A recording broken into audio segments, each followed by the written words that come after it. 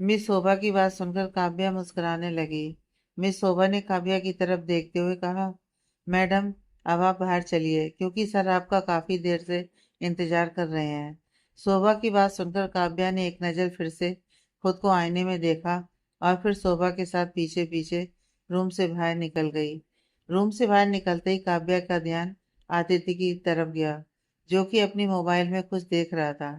काव्या चुपचाप शोभा के साथ खड़ी थी। तभी मिस शोभा ने अपना सर झुकाते हुए कहा, सर, मैंने मैडम को बुलाया है। शोभा की आवाज़ सुनकर आदित्य ने अपना चेहरा मोबाइल से हटाकर सामने देखा। सामने काव्या को देखते ही वह किसी हिप्नोटाइज किए गए इंसान की तरह उसके खूबसूरत चेहरे को देखने लगा। आज काव्या सच में कोई चांद का टुकड़ा लग रही थी। ब्लैक कलर के ऑफ शोल्डर गाउन में वह किसी प्रिंसेस की तरह खूबसूरत लग रही थी। काव्या के बाल स्ट्रेट बने हुए थे और चेहरे पर हल्का मेकअप था, पर इस सिंपल लुक में भी वह काफी खूबसूरत लग रही थी। उसे देखकर आदित्य तो जैसे अपने सपनों की दुनिया में ही खो गया। वह अपनी पलकें भी नहीं झपका रहा था। वहीं पे शोभा ने देखा कि आदित्य किस तरह से काव्या को देख रहा है। तब उनके चेहरे पर मुस्कुराहट आ गई। उनके सर, जो कभी किसी लड़की को देखना पसंद भी नहीं करते थे, आज काव्या को देखते हुए उनकी आंखों में एक अलग ही चमक नजर आ रही थी, जिसे देखकर मिस शोभा ने मन ही मन कहा, शायद सर को भी मैडम पसंद आने लगी है। भगवान जी, हमारे सर की लाइफ में भी कोई उजाला ला दो। इतने सालों से अकेले हैं। काव्या, जो कि आदित्य को ही देख रही थी, जब उसे महसूस हुआ कि आदित्य उसे ही घूरे जा रहा है, तब उसने अपनी नजरें इधर उधर चुराना शुरू कर दिया। पर आदित्य को इससे कोई फर्क नहीं पड़ा। काव्या को काफी अजीब लग रहा था आदित्य को खुद को इस तरह से देखते देखना। वहीं मिस शोभा ने देखा कि आदित्य अभी भी काव्या को घूर रहा है। तब मिस शोभा ने काफी हिम्मत करके चुप्पी तोड़ते हुए कहा, सर, मैडम को हमने बुला लिया है। मिस शोभा की आवाज सुनकर आदित्य होश में आया। उसने काव्या से अपनी नजर हटाते हुए कहा, चलो, मैं तुम्हें छोड़ूंगा होटल प्लाजा में। आदित्य की बात सुनकर काव्या उसकी तरफ हैरानी से देखने लगी। काव्या कुछ कहती उससे पहले ही आदित्य ने उसका हाथ पकड़ा और उसे अपने साथ लेकर जाने लगा। काव्या हैरानी से आदित्य को देख रही थी, जो बिना उसकी तरफ देखे उसे अपने साथ लेकर जा रहा था। काव्या को समझ में नहीं आ रहा था कि उसे क्या करना चाहिए। वह भी चुपचाप किसी छोटे बच्चे की तरह आदित्य के पीछे पीछे जा रही थी। कुछ देर बाद आदित्य काव्या को लेकर घर से बाहर आ गया। घर से बाहर आदित्य की रोल्स रॉयल खड़ी थी। ड्राइवर पहले से ही अंदर बैठा हुआ था। आदित्य ने काव्या का हाथ पकड़ा और उसे लेकर गाड़ी के अंदर बैठ गया। काव्या चुपचाप किसी छोटे बच्चे की तरह खिड़की से सरक कर बैठी हुई थी। आदित्य भी उसकी तरफ नहीं देख रहा था। हालांकि उसका दिल तो बार बार काव्या की खूबसूरत और मासूम से चेहरे को देखने का कर रहा था, पर आदित्य ने खुद को काफी मुश्किल से कंट्रोल किया हुआ था। काव्या चुपचाप खिड़की से बाहर मुंबई शहर को छूते हुए देख रही थी। होटल प्लाजा आदित्य का ही था, जो कि मुंबई से बाहर था। होटल प्लाजा में कोई नॉर्मल इंसान नहीं जा सकता था। होटल प्लाजा में अगर किसी को 2 घंटे की पार्टी करनी होती थी तो करोड़ों रुपए खर्च करने पड़ते थे। वह पार्टी काव्या के क्लासमेट अखिल ने रची थी, जो कि काफी अमीर परिवार से बिलोंग करता था। पर उसने भी ये पार्टी सिर्फ 3 घंटे के लिए ही रखी थी। पर काव्या अच्छे से जानती थी कि 3 घंटे की भी कीमत काफी ज्यादा थी। आदित्य ने एक तिरछी नजरों से काव्या की तरफ देखा। काव्या का प्यारा सा चेहरा इस वक्त मेकअप की वजह से और भी ज्यादा खूबसूरत लग रहा था। आदित्य ना चाहते हुए भी बार बार उसे ही देख रहा था। आदित्य ने खुद को कंट्रोल करने के लिए अपनी आंखें बंद करके खुद से कहा, नहीं आदित्य, तू ऐसा नहीं कर सकता। तू अपनी बेबी को चीट नहीं कर सकता, और तू अपना मकसद भी नहीं भूल सकता कि किस मकसद के लिए तूने काव्या को अपनी गर्लफ्रेंड बनाया है। काव्या चुपचाप बैठी हुई थी।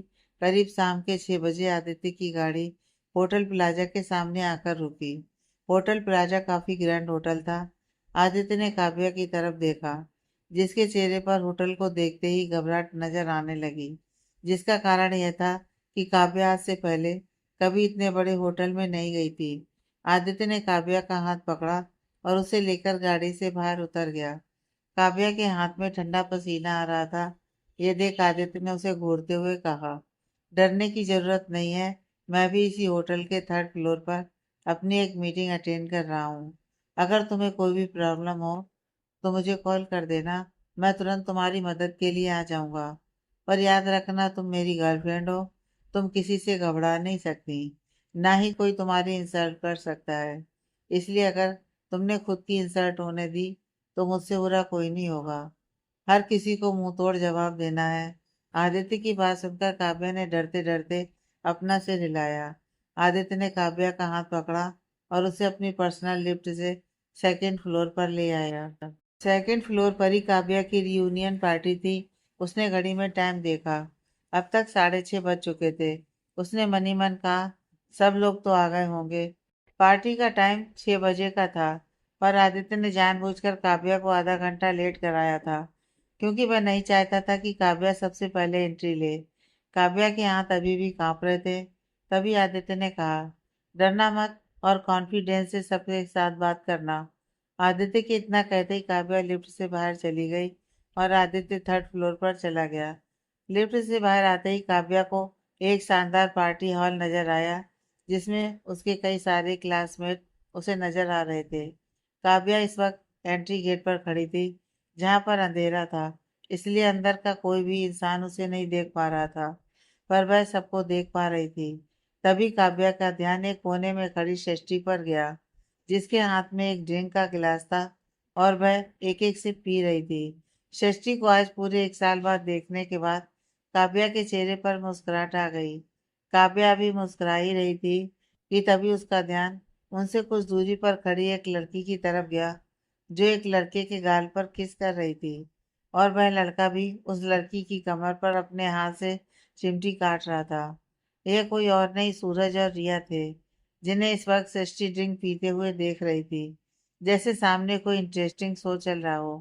काव्या, जिसके चेहरे पर सृष्टि को देखते ही मुस्कुराहट आ गई थी, उन दोनों को देखते ही उसके चेहरे की मुस्कुराहट गायब भी हो गई थी। काव्या ने गहरी सांस लेते हुए कहा, मुझे अब इन लोगों की वजह से अपना मूड खराब नहीं करना। आखिर इन दोनों की वजह से मैं क्यों अपना मूड खराब करूं? लगते क्या हैं ये दोनों मेरे? जिन लोगों के लिए मेरी जिंदगी में कोई जगह नहीं है, उन लोगों की वजह से मैं अपना मूड खराब नहीं करूंगी। आज पूरे 1 साल बाद मैं अपनी दोस्त से मिलने वाली हूँ। मुझे तो खुश होना चाहिए। इतना कहकर काव्या ने अंदर की तरफ अपने कदम बढ़ा दिए। वहीं काव्या के अंदर कदम बढ़ाते ही सबसे पहले एक लड़के का ध्यान काव्या की तरफ गया, जो ड्रिंक पी रहा था। काव्या को देखते ही उसके हाथ से ड्रिंक का गिलास छूटकर नीचे गिर गया। गिलास के छूटने की आवाज सुनकर सब लोगों का ध्यान उस लड़के की तरफ गया, और उसे एक तरफ देखता देखकर बाकी सभी उस तरफ देखने लगे। उन सभी लोगों का ध्यान काव्या की तरफ गया, जो किसी आसमान से उतरी परी की तरह लग रही थी, और वह धीरे धीरे अंदर आ रही थी।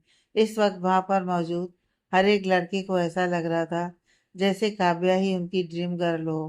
काव्या बिल्कुल किसी खिले हुए गुलाब की तरह मुस्कुराते हुए अंदर आ रही थी। सभी लोगों के साथ रिया और सूरज का ध्यान भी काव्या की तरफ गया, और सूरज काव्या को देखकर रिया की तरफ देखना ही भूल गया। काव्या आज पहली बार इतनी अच्छी तरीके से तैयार हुई थी, और सूरज तो पहले ही जानता था कि काव्या रिया से 1000 गुना ज्यादा खूबसूरत है, पर आज वह किसी एंजल की तरह लग रही थी, जो कि अभी अभी आसमान से उतरकर धरती पर आई हो। एक लड़के ने अपने दिल पर हाथ रखते हुए कहा, ये तो काव्या है ना यार? देखा, ये कितनी खूबसूरत लग रही है। मैंने सुना कि सूरज ने इसे ब्रेकअप कर लिया, तो अब मेरा चांस पक्का। मैं इसे पटा कर ही रहूंगा यार। ये कितनी सुंदर है। उस लड़के की बात सुनकर दूसरे लड़के ने उसे घूरते हुए कहा, नजर मत डाल उसे, ये भाभी है तेरी। उस सूरज गधे ने तो इसे छोड़ दिया, पर अब हम नहीं छोड़ेंगे। मैं तो इसे पटा करके रहूंगा। वैसे भी 2 दिन पहले ही मेरा ब्रेकअप हुआ है। अच्छा हुआ उस चुड़ैल से पीछा छूटा।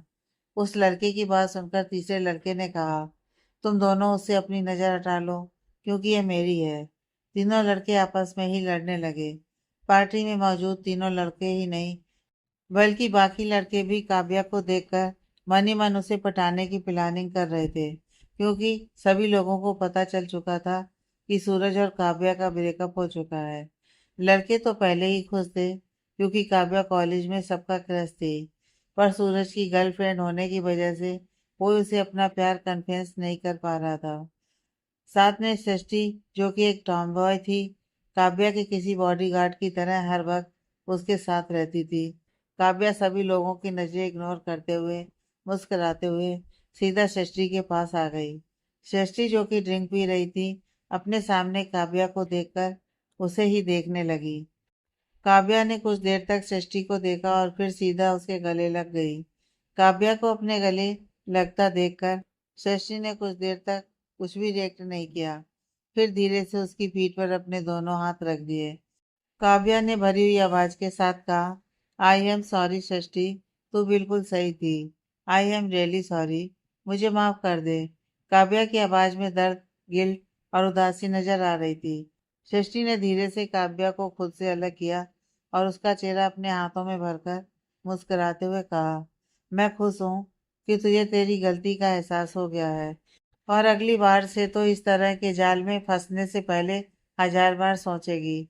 हमेशा एक बात याद रखना, काव्या, जो दिखता है वह होता नहीं है और जो होता है वह दिखता नहीं है।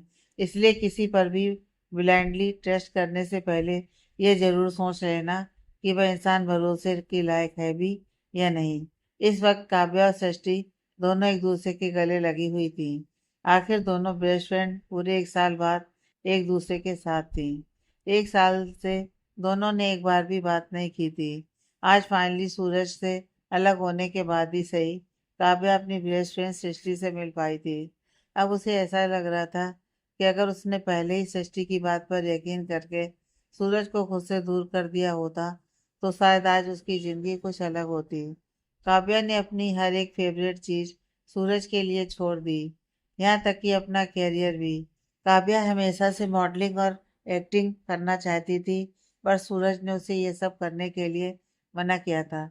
सूरज के प्यार में अंधी काव्या ने बिना एक बार भी सूरज का विरोध किए सब कुछ छोड़ने का डिसीजन ले लिया था। यहाँ तक कि अपने बेस्ट फ्रेंड षष्ठी से भी उसने दोस्ती तोड़ दी थी, सिर्फ और सिर्फ धोखेबाज सूरज के लिए, जिसमें उसे सिर्फ और सिर्फ उसके प्यार के बदले में धोखा और फरेब दिया। काव्या सबको इग्नोर करके सिर्फ सृष्टि के साथ बात कर रही थी। वैसे भी सृष्टि की किसी के साथ आसानी से बनती नहीं थी। सृष्टि भी चुपचाप काव्या से ही बातें कर रही थी। वहीं दूसरी लड़कियां, जो कि अमीर परिवार से बिलोंग करती थीं, काव्या को पार्टी में इस तरह से अटेंशन गेन करता देखकर गुस्से से काव्या को घूर रही थीं। सूरज की नजरें भी बार बार काव्या पर ही जा रही थीं। वह चाह कर भी काव्या को देखने से खुद को रोक नहीं पा रहा था। आज वह लड़की इतनी ज्यादा खूबसूरत लग रही थी, पर रिया की वजह से वह दिखा ऐसा रहा था जैसे उसे काव्या में कोई इंटरेस्ट ना हो। पर रिया भी अच्छे से समझ रही थी सूरज काव्या को ही देख रहा था, इसलिए उसे बहुत ज्यादा गुस्सा आ रहा था। उसने काव्या को सबक सिखाने का डिसीजन भी ले लिया था। रिया ने एक प्यारी सी मुस्कुराहट के साथ कहा, सूरज बेबी, तुम अपने फ्रेंड के साथ बात करो, मैं अभी अपने दोस्त के साथ मिलकर आती हूँ। रिया की बात सुनकर सूरज ने कुछ नहीं कहा। वैसे भी रिया का उससे बार बार चिपकना उसे पसंद नहीं था। सिर्फ उसने टाइम पास के लिए रिया से दोस्ती की थी। रिया वहां से एक लड़कियों के ग्रुप के पास गई। वहां पर 5 लड़कियां थीं, जो कि रिया की चमचियां थीं। ये पांचों भी काफी अमीर परिवार से बिलोंग करती थीं, पर रिया उनसे ज्यादा अमीर थी। रिया ने उनमें से एक लड़की की तरफ देखते हुए कहा, नेहा देखो, अमन कैसे उस 2 कौड़ी की काव्या को घूर रहा है। रिया की बात सुनकर नेहा, जो कि अपने ही क्लासमेट अमन को कॉलेज टाइम से लाइक करती थी, उसने अमन की तरफ देखा, जो प्यार भरी नजरों से काव्या को देख रहा था। यह देखकर नेहा के चेहरे पर गुस्सा नजर आने लगा। उसने नफरत भरी आवाज में कहा, इस कमीनी को बिल्कुल भी शर्म नहीं है। पूरे कॉलेज के लड़कों को अपने पीछे घुमाती थी, पता नहीं कितने लड़कों के साथ ऐश करती फिरती है। नेहा की बात सुनकर उसकी बगल में खड़ी दूसरी लड़की सानिया ने कहा, बिल्कुल सच कह रही हो, देखो कैसे सारे लड़के उसी को देख रहे हैं। और ये तो अनाथ है ना, तो फिर इतनी महंगी ड्रेस पहन के कैसे आ गई। और वैसे भी अब सूरज से भी तो इसका ब्रेकअप हो चुका है, तो जाहिर है सूरज ने उन्हें तो ऐसे ड्रेस दी नहीं होगी। सानिया की बात सुनकर नेहा ने गुस्से में कहा, जरूर अमीर आदमियों के साथ रात बिताकर उनसे महंगे महंगे तोहफे लेती होगी। उन दोनों की बात सुनकर तीसरी लड़की, जिसका नाम आलिया था, उसने कहा, बिल्कुल सही। इसके जैसी दो कौड़ी की घटिया लड़कियां, जिनके माँ बाप नहीं होते, जो लावारिस होती हैं, ऐसी हरकतें करेंगी ना। उन पांचों लड़कियों की बातें सुनकर रिया तो काफी खुश हो गई थी। वह समझ चुकी थी कि उसका काम बन चुका है। इसलिए उसने मुस्कुराते हुए कहा, क्यों ना हम इसे सबक सिखाएं। आज इतनी सज धज कर वो आई है, उतना ही ज्यादा बेइज्जत करके हम इसे यहाँ से निकालें। जितने लड़के इसे प्यार भरी नजरों से देख रहे हैं, वह सब उससे नफरत करने लगे। इसकी सच्चाई हमें सामने लानी होगी। रिया की बात सुनकर चौथी लड़की, जिसका नाम ओजस्वी था, उसने कहा, पर कैसे रिया। रिया ने उन चारों पांचों लड़कियों को कुछ समझाया। रिया का प्लान सुनकर उन चारों के चेहरे पर शैतानी मुस्कुराहट आ गई। सबसे पहले नेहा ने कहा, तुमने बिल्कुल सही कहा। इस लड़की को तो इसकी असली औकात याद दिलानी होगी। हम जैसे अमीरों के बीच शायद ये भी खुद को अमीर समझने लगी है, पर इसे एहसास कराना ही होगा, ये एक लावारिस है, बिना माँ बाप की बेटी, और इसकी औकात हमारे सामने किसी भिखारी से कम नहीं है। तो चलो, प्लान स्टार्ट करो। इतना कहकर रिया ने पांचों लड़कियों की तरफ मुस्कुराते हुए देखा। उन पांचों ने सिर हिलाया और उनमें से एक एक निकलकर दूसरे दूसरे ग्रुप की लड़कियों के पास चली गईं। सबसे पहले नेहा एक ग्रुप में गई, जो कि सिंपल लड़कियों का ग्रुप था। नेहा को अपने ग्रुप में देखकर वह लड़कियां खुश हो गईं, क्योंकि नेहा के पापा काफी बड़े इंडस्ट्रियलिस्ट थे। नेहा ने मुस्कुराते हुए कहा, कैसी हो गर्ल्स तुम। आज पूरे एक साल बाद हम लोग मिल रहे हैं, सोचा तुम लोगों से कुछ बात की जाए। नेहा की बात सुनकर उनमें से एक लड़की ने मुस्कुराते हुए कहा, हम अच्छे हैं नेहा। वैसे मैंने सुना कि तुमने अपनी कंपनी में मैनेजर की पोस्ट संभाली है। नेहा ने मुस्कुराते हुए कहा, हाँ, मेरे पापा चाहते हैं कि मैं कंपनी की सीईओ बन जाऊं। इस पर मैं चाहती थी कि मुझे पहले कुछ काम का एक्सपीरियंस हो जाए, जिस वजह से पहले मैं मैनेजर की पोस्ट पर काम करने का डिसीजन ले लिया। नेहा की बात सुनकर सभी लड़कियां उसकी तारीफ करने लगीं। तभी नेहा ने मुस्कुराते हुए कहा, वैसे तुम लोगों ने काव्या को देखा, कितनी खूबसूरत ड्रेस है ना उसकी। जरूर कुछ लाखों की तो होगी ही, या फिर करोड़ों के भी। मैंने अच्छे से देखा कि उसकी ड्रेस पर डायमंड का वर्क किया गया है। नेहा की बात सुनकर सभी लड़कियां हैरानी से उसकी तरफ देखने लगीं। सभी लोग जानते थे कि काव्या एक अनाथ है, तो फिर इतनी महंगी ड्रेस उसके लिए अफोर्ड करना लगभग मुश्किल है। उनमें से एक लड़की ने कहा, जो कि फैशन डिजाइनिंग का कोर्स कर रही थी, यह ड्रेस तो फेमस डिजाइनर रेचल की डिजाइन है। इसकी कीमत 50 लाख से भी ज्यादा है। और यह ड्रेस इस काव्या फटीचर ने कैसे खरीद ली, मुझे समझ में नहीं आ रहा है। उस लड़की की बात सुनकर नेहा ने मासूम सा चेहरा बनाते हुए कहा, वह तो मुझे भी नहीं पता। वैसे मैंने सुना है कि इसका और सूरज का ब्रेकअप हो गया, तो सूरज लेकर दे नहीं सकता। क्या पता कोई और पटा लिया होगा, सुगर डैडी, या फिर कोई सुगर डैडी। एस आखिर इसके जैसी लड़की के लिए ये सब करना नॉर्मल बात है, पर गलती उसकी भी नहीं है। बिना माँ बाप की बेटी है, तो फिर करेगी ही। इसे किसी की इज्जत की तो परवाह करने की जरूरत है ही नहीं, इसलिए अपनी मर्जी से अपनी जिंदगी जी सकती है वह। नेहा की बात सुनकर उन लड़की में से एक लड़की, जिसका नाम गायत्री था, उसने घिन भरी नजरों से काव्या को देखते हुए कहा, इसके जैसी घटिया लड़की को हमारे बीच में बुलाया किसने। सोचो जरा, न जाने कितने मर्दों के साथ रात गुजारती होगी, ऐसे अपने शौक पूरे करने के लिए। अच्छा हुआ सूरज ने इसे छोड़ दिया, जरूर इसकी करतूत के बारे में उसे पता चल गया होगा। गायत्री की बात सुनकर नेहा ने उदासी भरी आवाज में कहा, पर नेहा, तुम तो जानती हो ना, काव्या एक अनाथ है, लावारिस है वह। उसके पास माँ बाप नहीं है, ना ही कुछ और, तो उसे अपना पेट पालने के लिए ऐसे ही काम करने होंगे ना। अब उसमें वह बेचारी क्या कर सकती है।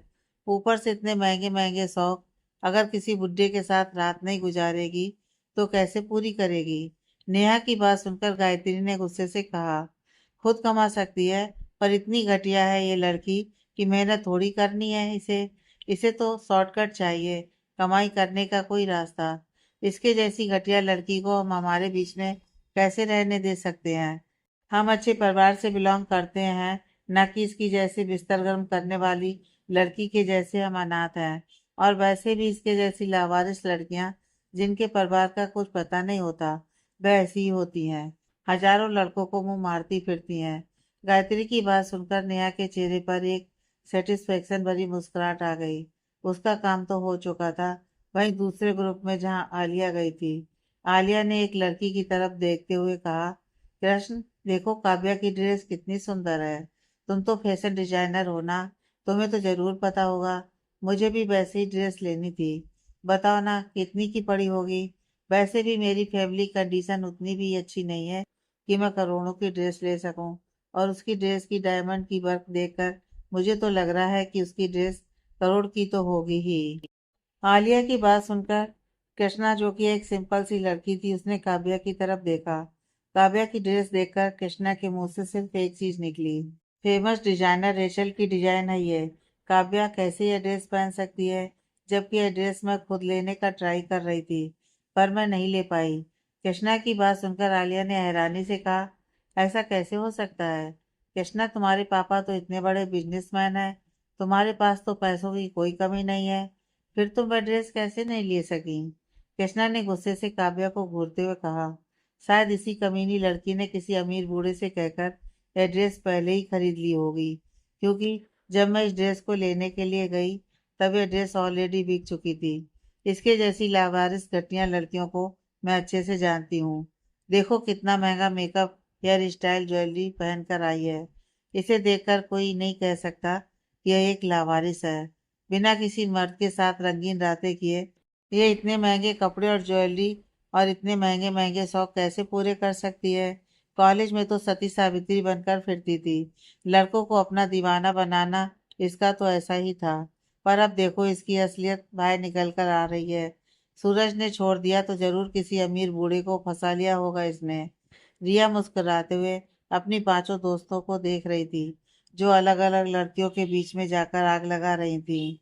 रिया ने अपने हाथ में ड्रिंक करके गिलास की सिप लेते हुए कहा, बहुत जल्द खून के आंसू रोने वाली हो काव्या तुम। यहाँ बहुत जवान चलाती हो ना, कि अच्छी तरह आज देखती हूँ कितनी जवान चलाती हो। जब इतने सारे लोग तुम पर घटिया इल्जाम लगाते हैं, मुझे काफी सेटिस्फेक्शन मिलेगी तुम्हारी हालत देखकर, तुम्हें रोता हुआ गिड़गिड़ाता हुआ देखकर, खुद को सही साबित करने के लिए तड़पता हुआ देखकर। मुझे काफी सेटिस्फेक्शन मिलेगी काव्या। अब तक सारी लड़कियां काव्या के खिलाफ काफी जहर उगल चुकी थी। वह लोग काव्या को ही देख रही थी, जो मुस्कुराते हुए शशि से बात कर रही थी। काव्या अपने खिलाफ होने वाली साजिश से पूरी तरह अनजान थी। तभी गायत्री, जो कि काव्या से कुछ ज्यादा ही गुस्से में लग रही थी, वह मुस्कुराते हुए सबके बीच में आकर खड़ी हो गई। उसके हाथ में इस वक्त माइक था। उसने बड़ी सी मुस्कुराहट के साथ कहा, गुड इवनिंग एवरीवन। जैसा कि हम सब जानते हैं, आज की हमारी पार्टी की होस्ट हैं अखिल। तो अखिल के लिए एक बार जोरदार तालियां, क्योंकि इसकी वजह से ही हम आज एक साल बाद फिर से मिल पाए हैं। गायत्री की बात सुनकर सभी लोगों ने तालियां बजाईं। तभी गायत्री ने सबकी तरफ देखकर मुस्कुराते हुए कहा, इस एक साल में काफी कुछ बदल गया ना। हम सब लोगों ने दूसरी दूसरी फील्ड चुन ली। किसी ने अपना बिजनेस ज्वाइन कर लिया, तो किसी ने अपने लिए जॉब ढूंढ ली। पर सब लोग सेटल हो चुके हैं। और मुझे काफी खुशी है कि मेरे सभी क्लासमेट की जिंदगी इतनी अच्छी तरह से चल रही है। पर मैं सबसे ज्यादा अगर खुश किसी के लिए हूँ तो वह है एक लड़की। और मुझे उम्मीद है कि आप सब लोग भी उसके लिए जरूर खुश होंगे। तो वैसे आप सब लोग पहचान तो गए ही होंगे कि वह कौन है। फिर भी मैं बता ही देती हूँ, वह है हमारी काव्या। इतना कहकर उसने काव्या की तरफ इशारा किया। काव्या, जो कि चुपचाप सब कुछ सुन रही थी, खुद की तरफ इशारा करता देखकर हैरान हो गई। उसे समझ में नहीं आ रहा था कि अचानक से उसका नाम गायत्री ने बीच में ही क्यों लिया। वही सृष्टि गुस्से से रिया और उसकी सारी चमचियों को घूर रही थी, जो कि मुस्कुराते हुए काव्या को देख रही थी। तभी गायत्री ने बड़ी सी मुस्कुराहट के साथ कहा, अब आप लोग सोच रहे होंगे कि मैंने काव्या का नाम क्यों लिया।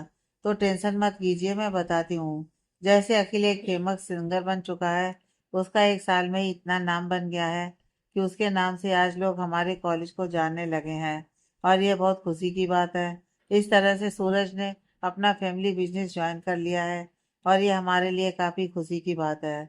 हम में से हर किसी ने कुछ ना कुछ किया। पर बात करते हैं अब हमारी प्यारी काव्या की। हम तो जानते ही हैं ना कि काव्या हम सबकी तरह लकी नहीं है। उसके पास उसके पेरेंट्स नहीं है, फिर भी काव्या ने अपनी मेहनत और पढ़ाई के दम पर उस कॉलेज में एडमिशन ले लिया जिस कॉलेज में हम लाखों रुपए देकर पढ़ाई करते थे। पर इस एक साल में पढ़ाई खत्म होने के बाद हमारी काव्या ने क्या किया है आप सब जानते हैं। सभी लोग गायत्री की बात ध्यान से सुनने लगे। गायत्री ने बड़ी सी मुस्कुराहट के साथ काव्या की तरफ देखते हुए कहा, हमारी काव्या अमीर बुड्ढों की सुगर गर्ल बन चुकी हैं। अब हमारी काव्या अमीरों के बिस्तर गर्म करने का काम करती हैं। गायत्री की बात सुनकर सभी लोग जो ध्यान से सुन रहे थे जोर जोर से हंसने लगे। वहीं काव्या जो कि उसकी बात सुन रही थी उसका चेहरा सफेद पड़ गया। यहाँ तक कि उसकी आंखों में आंसू का कतरा भी बह गया जो उसके गालों पर आ गया। काव्या के साथ खड़ी सृष्टि जो कि चुपचाप सबको सुन रही थी उसका चेहरा गुस्से से लाल हो गया। उसने चिल्लाते हुए कहा, एक गायत्री की बच्ची, अपनी बकवास बंद कर वरना यहीं पर तेरा मुंह तोड़ दूंगी। सृष्टि की बात सुनकर भी गायत्री रुकी नहीं बल्कि उसने मुस्कुराते हुए कहा, वैसे दोस्तों इसमें काव्या की कोई गलती नहीं है। अब वह है ही लावारिस, उसे किसी परिवार की इज्जत की तो चिंता होगी ही नहीं। तो फिर अपने शौक पूरे करने के लिए वह क्या करेगी। उसके पास यही सबसे सिंपल रास्ता था, अमीरों के बिस्तर गर्म करके उनसे अपने शौक पूरे करवाने का। देखो तो आज की उसकी ड्रेस की कीमत 1 करोड़ है जो कि फेमस डिजाइनर रेचल की डिजाइन है। खुद सोचकर देखो कि एक अनाथ लावारिस लड़की जिसकी 2 कौड़ी की औकात नहीं है वह बिना किसी की मदद के इतनी महंगी ड्रेस कैसे पहन सकती है। गायत्री की बात सुनकर सभी लोग ध्यान से काव्या की ड्रेस को देखने लगे। उनमें से सभी काफी अमीर परिवार से बिलोंग करते थे। सभी लोग उस ड्रेस को ध्यान से देखने लगे। काफी लोग समझ गए कि गायत्री झूठ नहीं कह रही है क्योंकि सच में उसकी ड्रेस की कीमत करोड़ों में हो सकती है। क्योंकि उसकी डायमंड की बर्फ देखकर यह अंदाजा लगाना मुश्किल नहीं था। अब सब लोग घिन भरी नजरों से काव्या को देख रहे थे। सभी लोगों की खुद पर ऐसी नजर देखकर काव्या अपनी जगह पर थर थर कांप रही थी। उसकी आंखों से आंसू निकल रहे थे। वहीं सृष्टि का चेहरा इस वक्त गुस्से से तमतमा गया था। उसने चिल्लाते हुए कहा, तुम लोग होते कौन हो काव्या पर इस तरह के इल्जाम लगाने वाले। खुद का कैरेक्टर कोयले से भी काला है और दूसरों के करैक्टर पर उंगली उठा रहे हो। अगर किसी ने भी काव्या को कुछ कहा तो यहीं तुम लोगों का मुंह तोड़ दूंगी। षष्ठी की बात सुनकर गायत्री ने उसे घूरते हुए कहा, षष्ठी तुम चुप ही रहो। तुम्हारी ये फ्रेंड कैसी है और कैसी नहीं है तुमसे बेहतर कौन समझ सकता है। इसने सिर्फ सूरज के साथ रिलेशनशिप में रहने के लिए तुमसे बचपन की दोस्ती भी तोड़ दी थी, तो तुम इसके जैसी घटिया लड़की का साथ कैसे दे सकती हो। गायत्री की बात सुनकर षष्ठी एक पल के लिए चुप हो गई क्योंकि काव्या ने पूरे कॉलेज के सामने ही षष्ठी से दोस्ती तोड़ी थी। क्योंकि षष्ठी ने पूरे कॉलेज के सामने सूरज का तमाशा बनाते हुए कहा था कि सूरज काव्या को धोखा दे रहा है। उस वक्त काव्या ने चिल्लाते हुए षष्ठी से अपनी दोस्ती तोड़ दी थी। सब लोगों ने सब कुछ अपनी आंखों से देखा था। कुछ देर तक गहरी सांस लेने के बाद शशि ने गायत्री को घूरते हुए कहा, वह काव्या की बेवकूफ़ी थी क्योंकि वह सूरज के प्यार में पूरी तरह से पागल हो गई थी। पर अब उसकी आंखों से प्यार की पट्टी हट चुकी है क्योंकि अब उसकी आंखों के सामने सूरज की सच्चाई है। सूरज उसके साथ रिलेशनशिप में नहीं था बल्कि वह उसे धोखा दे रहा था और यह बात मैं पहले से ही जानती थी। इसलिए मैं हमेशा से इन दोनों को अलग करने के बारे में सोचती थी। पर काव्या मेरी बात मानने को तैयार नहीं थी। पर मैं भगवान की शुक्रगुजार हूँ कि देर से ही सही काव्या की आंखों के सामने सच्चाई तो आई। और रही बात तुम्हारी इन घटिया इल्जामों की, तो काव्या पर उंगली उठाने से पहले खुद की तरफ झांक कर देखो। सेकंड ईयर में ही 2 बार अबॉर्शन करा चुकी हो और बड़ी आई काव्या पर इल्जाम लगाने वाली। खुद के काले कारनामे दुनिया से छुपाना बहुत अच्छे तरीके से आता है तुम्हें। और जो कोई भी क्लीन कैरेक्टर का होता है उस पर कीचड़ उछालना बहुत अच्छी तरह से सीख गई हो तुम। तुम्हें क्या लगता है मुझे तुम्हारे बारे में कुछ भी नहीं पता। जिस हॉस्पिटल में तुमने अबॉर्शन किया था ना, वह हॉस्पिटल मेरी आंटी का था। मुझे तो उसी टाइम पर पता चल गया था। पर मैं नहीं चाहती थी कि तुम्हारी कोई बेइज्जती हो, इसलिए आज तक चुप थी। पर अब जब तुमने मेरी फ्रेंड पर उंगली उठा ही दी है तो खुद कीचड़ में गिरने के लिए रेडी हो जाओ। क्योंकि ये सृष्टि सिंह रिश्ते दिल से निभाती है। और अगर तुम में से किसी ने भी काव्या पर उंगली उठाने के बारे में सोचा भी तो तुम लोगों के कौन कौन से काले कारनामे हैं मैं सामने लाऊंगी। यह तुम में से कोई सोच भी नहीं सकता। शशि सिंह को अंडर एस्टिमेट करने के बारे में मत सोचना क्योंकि मैं क्या चीज़ हूँ ये तुम लोग अच्छे से जानती हो। षष्ठी की खुली धमकी सुनकर हर कोई हैरानी से उसकी तरफ देखने लगा। षष्ठी कितनी खतरनाक थी, यह लोग अच्छे से जानते थे। षष्ठी पूरी तरह से एक टॉमबॉय थी। षष्ठी अपने मम्मी पापा की इकलौती औलाद थी, जिस वजह से उसे किसी का डर नहीं था। वो काफी अमीर परिवार से बिलोंग करती थी और कॉलेज में उसने ना जाने कितने लड़कों को पीटा था, जिस वजह से कोई भी काव्या के करीब आने की हिम्मत भी नहीं करता था। जिसका पहला कारण था षष्ठी। षष्ठी को अपने बने बनाए खेल पर पानी फेरता देखकर रिया ने मन ही मन कहा, पता नहीं इस लड़की के अंदर कौन सी आत्मा घुसी है। क्या इसे समझ नहीं आता कि किसी और के मामले में टांग नहीं अड़ाना चाहिए। इस वक्त रिया को षष्ठी पर बहुत गुस्सा आ रहा था, क्योंकि उसने काफी मेहनत से सभी लड़कियों के बीच में काव्या को लेकर ये अफवाह फैलाई थी, और अब षष्ठी की धमकी को सुनकर सभी लोग चुप हो गई थी। अभी सब लोग शांत हो ही रहे थे कि तभी रिया एक बड़ी सी मुस्कुराहट के साथ कहा, तुम बिल्कुल ठीक कह रही हो सृष्टि। इन सब लोगों को इस तरह से काव्या के ऊपर इल्जाम नहीं लगाने चाहिए। काव्या अपनी जिंदगी में क्या करती है और क्या नहीं, यह उसका पर्सनल मैटर है। हम लोग कोई नहीं होते उसे जज करने वाले। अगर वह किसी शुगर डैडी के साथ भी है तो यह उसकी पर्सनल चॉइस है, और वैसे भी उसके पास उसके पेरेंट्स नहीं है जो उसकी ज़रूरत पूरी कर सके। शायद उसने अपने लिए कोई शुगर डैडी ढूंढ लिया होगा, पिता के साथ साथ पति की भी फीलिंग्स महसूस कराने के लिए। रिया की बात सुनकर फिर से सब लोग उस डायरेक्शन में सोचने लगे जिस डायरेक्शन में वह पहले सोच रहे थे। वहीं षष्ठी ने गुस्से से चिल्लाते हुए कहा, रिया डायन कहीं की तेरे पेट में खाना नहीं पचता जब तक तू अपने मुंह से जहर ना उगल दे। आखिर तू नागिन ही तो है।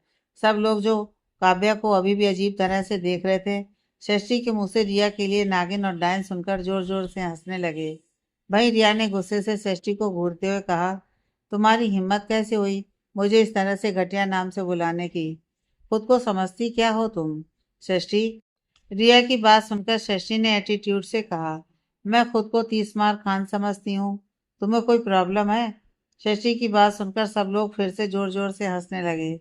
भाई रिया ने शशि को घूरते हुए कहा, अपनी जबान बंद करो, वरना इसे कटवाने में मुझे ज्यादा टाइम नहीं लगेगा। शायद तो मेरे पापा को जानती नहीं। रिया की धमकी सुनकर शशि ने जोर जोर से हंसते हुए कहा, अच्छा तो तुम मेरी जबान काट डालोगी, कोई गाजर मूली है। और तुम्हें क्या लगता है मैं चुपचाप देखती रह जाऊंगी। तुम्हारे पापा होंगे कहीं के 30 मार खान, पर सृष्टि सिंह भी किसी से कम नहीं है।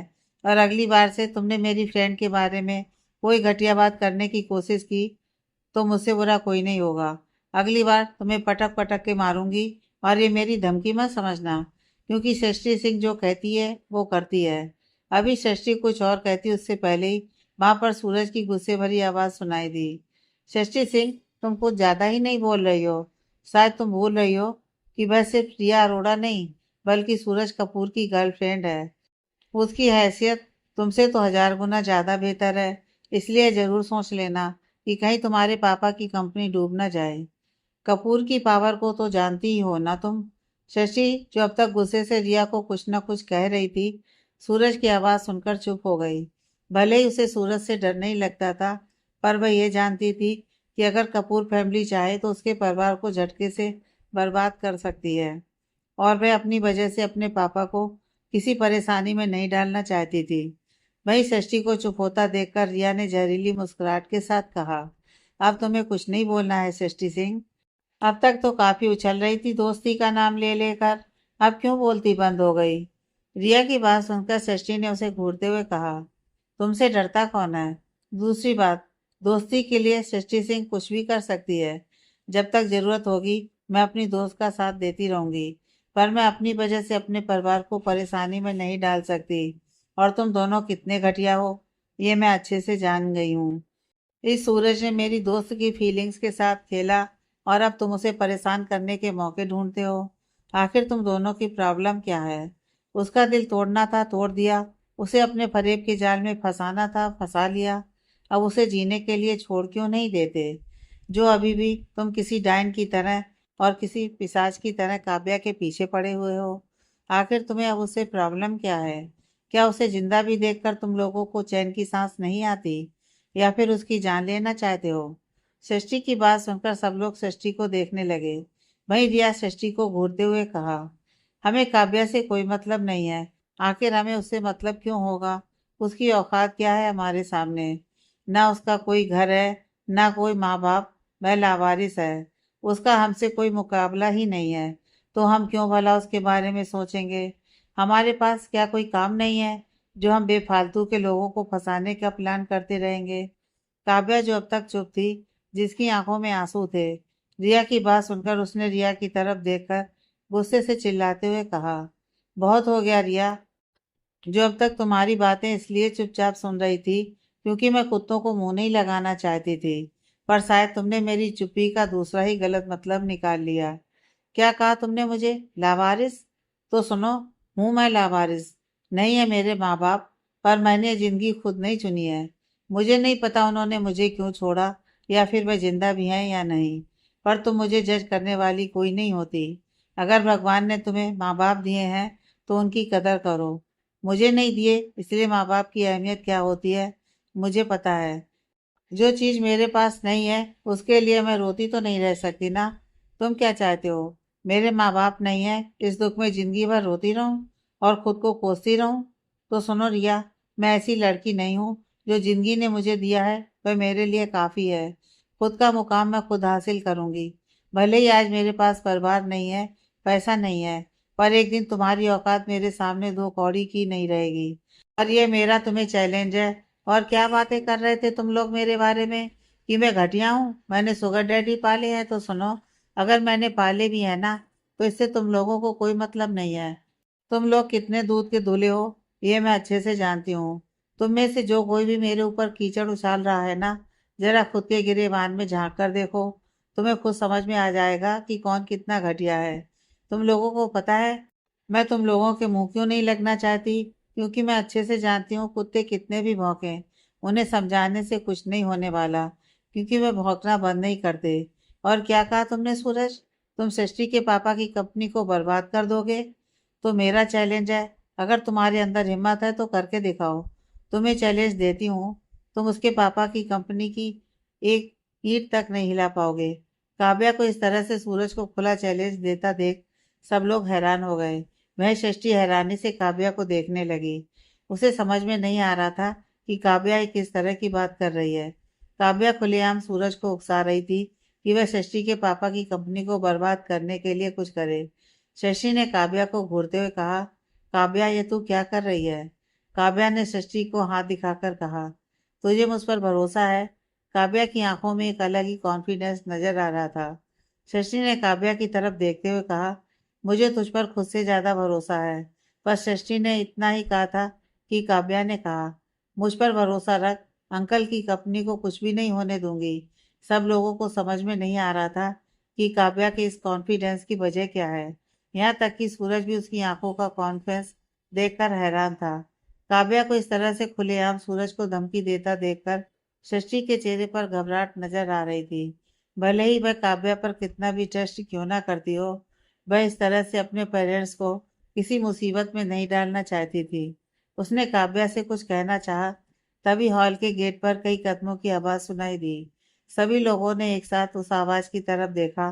पार्टी हॉल में मौजूद सभी लड़के लड़कियों ने उस तरफ देखा, जहां से कई सारे वेटर अपने हाथ में काफी कुछ पकड़कर अंदर आ रहे थे। किसी को कुछ समझ में नहीं आ रहा था। वहीं अखिल, जिसने यह पार्टी थ्रो की थी, उसने उन सभी को देखकर मन ही मन कहा, मैंने तो इतना कुछ ऑर्डर भी नहीं किया था, तो फिर ये लोग यहाँ पर कैसे आ गए? शायद गलती से आ गए होंगे, अखिल ने मन ही मन सोचा। उसने आगे जाकर उन लोगों की तरफ देखते हुए कहा, क्या आप बता सकते हैं कि आप यहाँ पर क्यों आए हैं? अखिल की बात सुनकर उसके आसपास खड़े लड़के लड़कियों ने कहा, अखिल, तुमने ही तो यह सब कुछ ऑर्डर किया होगा।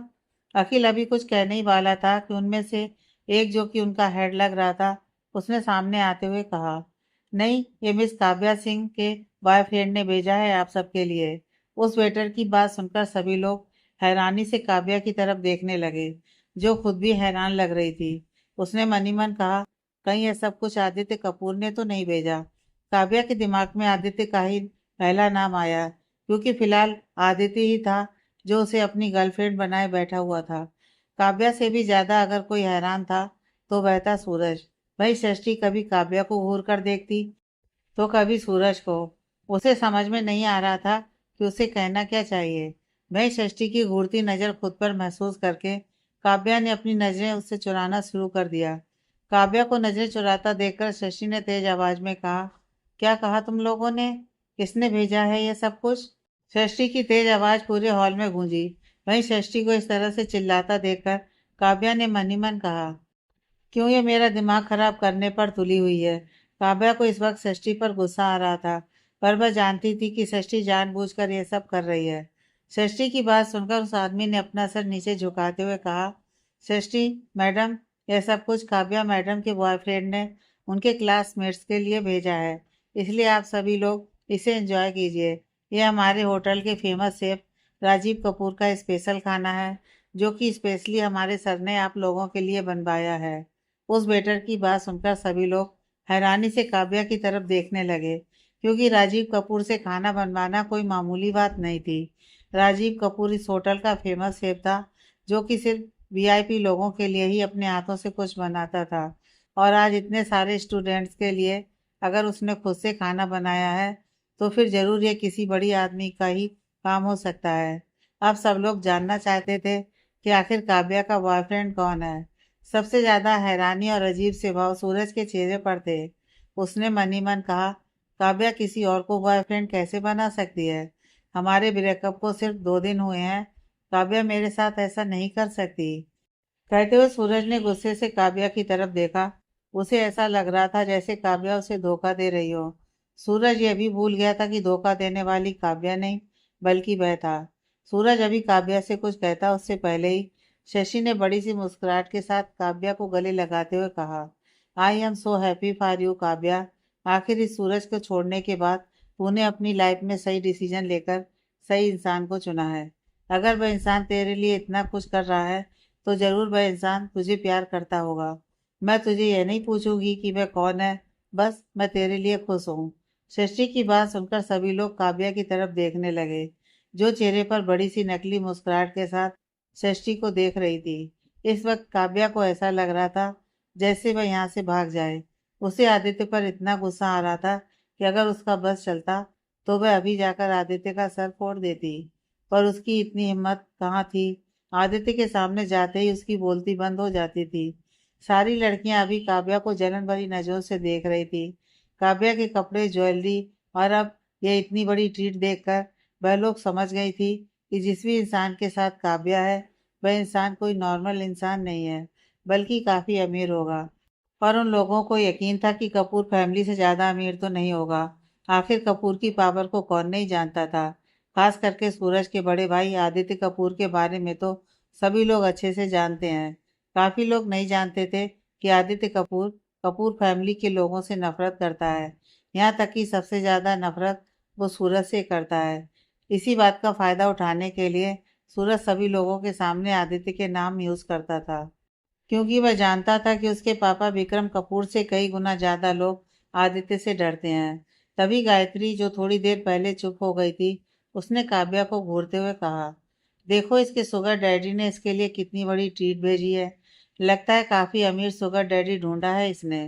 गायत्री की बात सुनकर सब लोग, जो अब तक चुप हो गए थे, फिर से काव्या को अजीब तरह से देखने लगे, क्योंकि अब सब लोगों को यकीन हो गया था कि काव्या ने जो कुछ भी पहना हुआ है, या फिर जो कुछ भी अभी उसके बॉयफ्रेंड ने भेजा है, वह जरूर उसके शुगर डैडी ने ही भेजा होगा। जरूर काव्या ने किसी अमीर शुगर डैडी को ही फंसाया होगा। फिर से वही बातों को कंटिन्यू होता देखकर काव्या को ऐसा लग रहा था जैसे वह अभी यहाँ से भाग जाए। फिर से वह सब कुछ सुनना नहीं चाहती थी। तभी किसी की तेज आवाज सभी लोगों के कानों में पड़ी। इस आवाज को सुनकर हॉल में मौजूद हर एक इंसान उस आवाज की दिशा में देखने लगा। वो समय दरवाजे पर, जहाँ इस वक्त अंधेरा था, एक लंबी सी परछाई नजर आ रही थी। कोई भी बता सकता था कि वहां पर एक हट्टा कट्टा नौजवान लड़का खड़ा है। पर्सनालिटी देखकर ही लड़कियां उस पर फ्लैट हो चुकी थी। वहीं उस परछाई को देखकर काव्या के मन में सिर्फ एक ही नाम आया, आदित्य कपूर। 2 दिनों के अंदर ही अंदर काव्या आदित्य की पर्सनालिटी, उसकी आवाज, सब कुछ अच्छे से पहचान गई थी। सभी लोग काफी ध्यान से उस दिशा में देख रहे थे, क्योंकि उस आवाज को सुनकर सभी लड़कियों का दिल तो धड़कने ही लगा था। और पर्सनालिटी देखने के बाद तो ऐसा लग रहा था जैसे अगर उन्हें मौका मिले तो सीधा जाकर वह सभी उस लड़के से चिपक जाएं। वहीं इस आवाज को सुनकर सूरज के भी दिमाग में सबसे पहले आदित्य का ही नाम आया था, पर बाद में उसने अपने इस ख्याल को झटक दिया, क्योंकि वह जानता था कि आदित्य ऐसी जगह पर जाना बिल्कुल भी पसंद नहीं करता। उसे भीड़-भाड़ वाली जगह से तो सख्त नफरत है। आदित्य किसी फैमिली फंक्शन में भी नहीं जाता था, जब तक उसकी दादी जिद करके उसे आने पर मजबूर ना कर दें। सभी लोग जानना चाहते थे कि ये आवाज़ किसकी है। तभी वह परछाई धीरे-धीरे अंधेरे से उजाले की तरफ आने लगी, यानी कि सब लोग अंदर थे उसी तरफ। सभी लोग दिल थामकर उस इंसान के अंदर आने का इंतजार कर रहे थे। वहीं काव्या ने तो डर के कारण अपनी आंखें ही बंद कर ली थीं। जैसे-जैसे आदित्य अंदर की तरफ बढ़ रहा था, लड़कियां अपने दिल पर हाथ रखकर उसके अंदर आने का इंतजार कर रही थीं। उन्हें उस लड़के का चेहरा देखना था। सभी मन ही मन उस लड़के को काफी हैंडसम समझ चुकी थी, क्योंकि जिसकी पर्सनालिटी इतनी कमाल की हो, वह लड़का दिखने में कितना कमाल का होगा, ये कोई भी आसानी से समझ सकता था। आदित्य अब धीरे धीरे उजाले की तरफ आ रहा था। जैसे ही वो अंधेरे से बाहर आया, हॉल में मौजूद सभी लड़कियां तो जैसे पागल ही हो गईं, क्योंकि आदित्य मोस्ट हैंडसम बैचलर था, जिसके पीछे हजारों लड़कियां दीवानी थी, और उसकी एरोगेंस के चर्चे तो हर जगह पर थे। और इस कॉलेज की लड़कियां तो उस पर पहले से ही फ्लैट थी, साथ में डरती भी थी, क्योंकि सभी लोगों ने अपनी आंखों से आदित्य को उस लड़की का हाथ तोड़ते हुए देखा था। वहीं आदित्य को देखकर सूरज भी हैरानी से उसे देखने लगा। उसे यकीन नहीं हो रहा था कि उसका भाई यहाँ पर मौजूद है। आदित्य ने अपनी तीखी नजरों से हाल में मौजूद सभी लोगों को घूर कर देखा, जैसे सबको स्कैन कर रहा हो। बेचारी काव्या ने तो अभी भी अपनी आंखें बंद की हुई थी। वहीं काव्या के बगल में खड़ी सृष्टि भी आंखें फाड़कर आदित्य को देख रही थी। उसने अपने दिल पर हाथ रखते हुए कहा, यह आदमी कितना हैंडसम है। क्या सच में कोई इतना हैंडसम हो सकता है कि सृष्टि सिंह भी उस पर अपना दिल हार जाए? शशि ने खुद से सवाल किया। सृष्टि ज्यादातर लड़कों को घूर घूर कर ही देखती थी, या फिर बेशरम या कुछ कहती रहती थी, पर आदित्य को देखकर उसके दिल से आवाज आई कि यही तुम्हारा सोलमेट है। शशि ने पलटकर काव्या की तरफ देखकर कुछ कहना चाहा, तभी उसका ध्यान काव्या की तरफ गया, जो कि डर के अपनी आंखें बंद किए हुए खड़ी थी। काव्या को इस तरह से डरकर अपनी आंखें बंद करता देख शशि के दिमाग में कुछ आया, जिसे सोचते ही उसने हैरानी से काव्या की तरफ देखते हुए कहा, काव्या, कहीं यह तेरा बॉयफ्रेंड तो नहीं? शशि के इतना कहते ही काव्या ने डर के कारण अपनी आंखें खोल दी और आदित्य की तरफ देखा, जो अभी भी हॉल में मौजूद सभी लोगों को घूर घूर कर देख रहा था। वहीं काव्या को चुप देखकर सृष्टि ने मन ही मन कहा, मतलब यही काव्या का बॉयफ्रेंड है, आदित्य कपूर, सूरज कपूर का भाई। इतना सोचते ही सृष्टि के चेहरे पर बड़ी सी मुस्कुराहट आ गई। उसने मन ही मन कहा, अब आएगा मजा सूरज कपूर को। सबक तो यही सिखा सकता है। Well done my girl. इतना सोचकर सृष्टि ने मुस्कुराते हुए काव्या की तरफ देखा, जो डरी हुई नजरों से आदित्य को देख रही थी। वहीं सूरज, जो अब तक हैरानी में था, उसने खुद को संभाला और मुस्कुराते हुए आदित्य की तरफ चला गया। जैसे ही वह आदित्य को गले लगाने वाला था, आदित्य उसके बगल से निकलकर सीधा काव्या की तरफ अपने कदम बढ़ाने लगा। सभी लोग हैरानी से सूरज को देखने लगे, क्योंकि सभी लोगों ने साफ साफ देखा था कि आदित्य ने सूरज को किस तरह से इग्नोर किया था। वहीं सूरज के चेहरे पर गुस्सा नजर आने लगा। उसने पलटकर आदित्य की तरफ देखा कि वह कहाँ जा रहा है। आदित्य सीधा जाकर काव्या के सामने खड़ा हो गया। इससे पहले कि कोई कुछ समझ पाता, उसने काव्या को कमर से पकड़कर अपने करीब खींचा और सबकी तरफ देखकर मुस्कुराते हुए कहा, आगे की कहानी नेक्स्ट पार्ट में।